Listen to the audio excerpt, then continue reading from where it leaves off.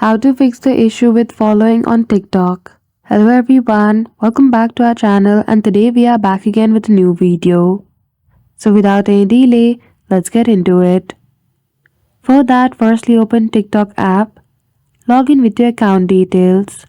Click on your profile icon at the bottom right corner. Then after click on the three lines at the top right corner. Go to settings. Now here scroll all the way down and in support and about section click on report a problem.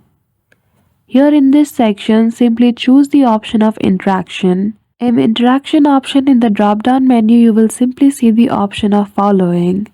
So to fix your issue click on follow option. After that you will be directed to this page where you need to choose the specific problem. I will click on inaccurate count of following. Click on no, click on need more help. Now here you will be directed to the help desk of TikTok. Here you can simply chat with the bot of TikTok help desk and fix your issue. So I hope you found this video helpful. If you did, don't forget to give it a thumbs up and subscribe to our channel for such tutorial. Thank you for watching till the end.